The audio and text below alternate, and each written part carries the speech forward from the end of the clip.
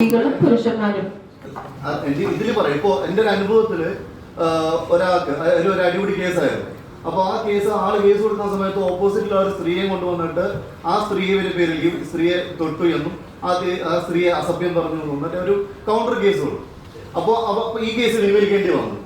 അവിടെ ആ ഒരു സ്ത്രീ അവരുടെ നിയമം ദുരുപയോഗം ചെയ്യുകയാണ്, ഇല്ലാത്ത കാര്യം പറഞ്ഞുകൊണ്ട്. അപ്പോൾ നേരത്തെ അദ്ദേഹം ചോദിച്ചത് ഇങ്ങനെയുള്ള കാര്യങ്ങൾ നിങ്ങൾ സിനിമയിലൂടെ എന്താ പറയുക നമ്മുടെ സമൂഹത്തിൽ നിന്ന് ഉത്ബോധിപ്പിക്കാൻ പറ്റുമെന്നാണ്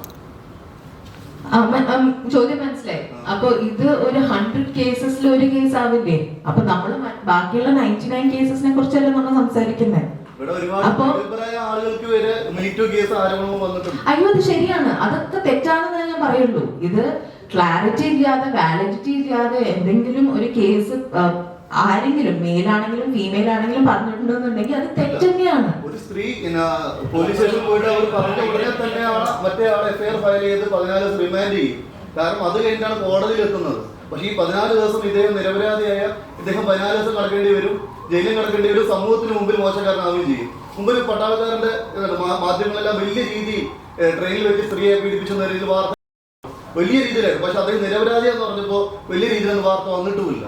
അപ്പൊ സ്ത്രീകൾ അവരുടെ ഈ നിയമങ്ങളെല്ലാം വലിയ രീതിയിൽ ഇവിടെ ദുരുപയോഗം ചെയ്യുന്നുണ്ട്. പക്ഷെ സർ, ഈ എന്തെങ്കിലും ഒരു നിയമം വേണ്ടേ? അപ്പോ യെസ്, ഞാൻ ഇപ്പൊ നേരത്തെ പറഞ്ഞ പോലെ തന്നെ ഈ 10 പേരില് ഈ 2 പേര് ഇങ്ങനത്തെ തെറ്റായ കേസും കാര്യങ്ങളും ഒക്കെ പറയണമെന്നുണ്ടെങ്കിൽ ബാക്കി 8 പേർക്ക് ഇത് ജസ്റ്റിസ് വേണ്ടേ? ഒരു സ്ത്രീയുടെ ഐഡി പ്രൊട്ടക്ട് ചെയ്യുന്ന പുരുഷന്റെ കേസ് തെളിഞ്ഞതിന് ഐഡി പ്രൊട്ടക്ഷൻ ഒരു കേസ് തെളിയിക്കുന്നതിന് മുമ്പ് തന്നെ അറസ്റ്റിലാകുന്നു, അല്ലെങ്കിൽ ഇന്നപോലെ പ്രതി ഇന്ന വീട്ടിലെ ഇന്ന ആളുടെ മകൻ ഇന്ന അഡ്രസ് ഉൾപ്പെടെ ഒരു ഐഡി കൊടുത്തിട്ട് പിന്നീട് എപ്പോഴോ ഈ കേസ് നിരപരാധി എന്ന് അറിയുമ്പോഴേക്കും അപ്പോഴും ആ പെൺകുട്ടി അവിടെ സുരക്ഷിതമാണ്. ഇവന്റെ ഈ വ്യക്തിയുടെ ഐഡി, അവന്റെ വീട്ടുകാരുടെ ഐഡി എല്ലാം വെളിയിൽ വന്നു കഴിയുമ്പോഴേക്കും അയാൾക്ക് വെളിയിലാണ് ജോലിക്ക് പോകാൻ പറ്റില്ല, പുറത്തിറങ്ങി നടക്കാൻ പറ്റില്ല. അപ്പോഴും ആ സമൂഹത്തിൽ ആ വ്യക്തി അവിടെ ചൂഷണം ചെയ്യപ്പെടുകയാണ് ചെയ്യുന്നത്. ഒരു സ്ത്രീക്ക് എത്രത്തോളം ആ വ്യക്തിയുടെ ഐഡി പ്രൊട്ടക്ട് ചെയ്യപ്പെടുന്നോ അതേ പ്രൊട്ടക്ഷൻ ഒരു പുരുഷന് കൊടുക്കാനുള്ള നിയമവ്യവസ്ഥ ഇന്ത്യയിൽ വേണ്ടേ?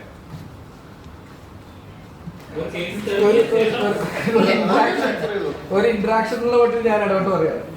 സത്യത്തിൽ എന്നിട്ട് ഇത്ര സ്ട്രോങ് ആയിട്ടുള്ള നിയമം ഉണ്ടായിട്ടും ഇവിടെ സ്ത്രീകളല്ലേ കൂടുതൽ പീഡിപ്പിക്കപ്പെടുന്നത്, കൂടുതൽ സ്ത്രീകളല്ലേ ഉപദ്രവിക്കപ്പെടുന്നത്. എന്നിട്ട് ഈ പുരുഷന്മാർ പേടിക്കുന്നൊന്നുമില്ല.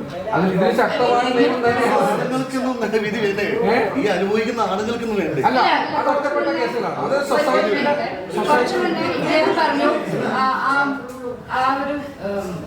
പട്ടാളക്കാരന്റെ ഒരു കാര്യം പറഞ്ഞു. അപ്പൊ പുള്ളി നിരപരാധിയാണെന്ന് പറഞ്ഞിട്ട് അത് വലിയ വാർത്ത വന്നില്ല. നിങ്ങൾ തന്നെയല്ലേ മീഡിയക്കാരെ, അല്ലേ? നിങ്ങൾക്ക് അത് ചെയ്യാമല്ലോ. പിന്നെ കേസ് കൊടുത്ത സ്ത്രീക്കൊന്നുമില്ലേ?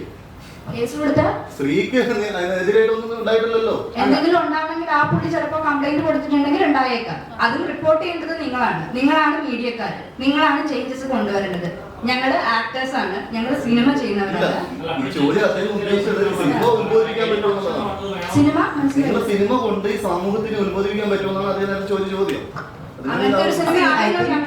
ഇത് നിങ്ങൾക്കും അറിയാം, നമുക്കും അറിയാം. ഇത് ഭയങ്കര ബ്ലാങ്കറ്റ് സ്റ്റേറ്റ്മെന്റ്സ് ആണ് ഇപ്പൊ നമ്മൾ ഇവിടെ ഇരുന്ന് സംസാരിക്കുന്നത്.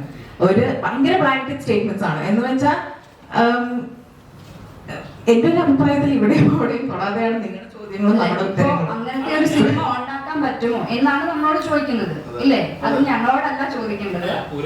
സിനിമകൾ എന്ന് പറയുന്നത് സമൂഹത്തിന്റെ റിഫ്ലക്ഷൻ ആണ്, സമൂഹത്തിനെതിരെ നടക്കുന്ന കാര്യങ്ങളാണ് സിനിമയിലൂടെ ഒരു കലാരൂപത്തിലൂടെ കാണിക്കുന്നത്. അപ്പൊ ഇതും അങ്ങനെ തീർച്ചയായിട്ടും അല്ലാതെ ഇവിടെ ആരും പറഞ്ഞിട്ടില്ല അങ്ങനത്തെ സിനിമകൾ വരണം, തീർച്ചയായിട്ടും വരണം. അങ്ങനത്തെ സിനിമകൾ വന്നാൽ അതിനെയും സപ്പോർട്ട് ചെയ്യുന്ന ആക്ടേഴ്സ് ഒക്കെ തന്നെയാണ് ഞങ്ങള്.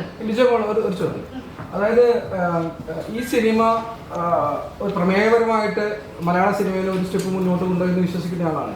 സ്ത്രീകളുടെ സ്വകാര്യമായ ഒരു വിഷയത്തെ ഇത്ര ഗംഭീരമായിട്ട്, മീൻസ് ഒരു വോയറിസ്റ്റിനെ ഒരിക്കലും എൻജോയ് ചെയ്യാൻ പറ്റാത്ത, എന്നാൽ ഈ സൊസൈറ്റി അറിയേണ്ട രീതിയിൽ നല്ല ഹ്യൂമറസ് ആയിട്ടും എൻ്റർടൈനർ എന്നുള്ളതിനെ പ്ലേസ് ചെയ്യപ്പെട്ടുള്ള ഒരു സിനിമയാണ്.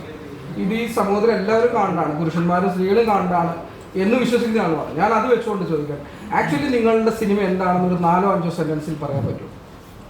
ഇത് സ്ത്രീകളുടെ സ്വകാര്യതയെ കുറിച്ചുള്ള സിനിമയാണ്, അല്ലെങ്കിൽ ഇതൊരു എന്റർടൈനറാണ്, എന്താണ് ആക്ച്വലി? ഇത് വളരെ സെൻസിറ്റീവ് ആയിട്ടുള്ള ഒരു സബ്ജക്ട് സംസാരിക്കുന്ന സിനിമയാണ്. പക്ഷെ അതിപ്പോ അതാണ് ഞാൻ കുറച്ച് മുന്നേ പറഞ്ഞത്. ഞാൻ എൻ്റെ വളരെ അടുത്ത ഒരു സുഹൃത്തിനോട് എനിക്ക് ഓപ്പൺ ആയി പറയാൻ പറ്റുന്ന കുറച്ച് കാര്യങ്ങൾ ഡിസ്കസ് ചെയ്യുന്ന ഒരു സിനിമയാണ്. പക്ഷെ അത് ഫാമിലി ആയിട്ട് പോയി നമുക്ക് കാണാൻ പറ്റുന്ന രീതിയിൽ അത്രയും നന്നായിട്ടാണ് ഇത് ചിത്രീകരിച്ചിരിക്കുന്നത്, അത്രയും നന്നായി എഴുതിയിട്ടുണ്ട് രാജേഷ് ഏട്ടൻ. അപ്പോൾ അത്ര അതുകൊണ്ടാണ് ഇത് ഫാമിലി ആയി പോയി കാണണം എന്ന് നമ്മൾ പറയുന്നത്. എല്ലാവർക്കും മനസ്സിലാക്കണം, അതായത് ഒരു ഭാര്യയ്ക്കായാലും ഭർത്താവിനായാലും ആസ് എ ഫാമിലി ആയാലും നമ്മൾ എങ്ങനെയാണ്, അല്ലെങ്കിൽ നമ്മളിനി എങ്ങനെ ആവാം, നമുക്ക് എങ്ങനെ ആവാം എന്നുള്ള തീരുമാനങ്ങളും തിരിച്ചറിവുകളൊക്കെ കൊണ്ടുവരാൻ പറ്റുന്ന ഒരു സിനിമയാണിത്. ഈ സിനിമ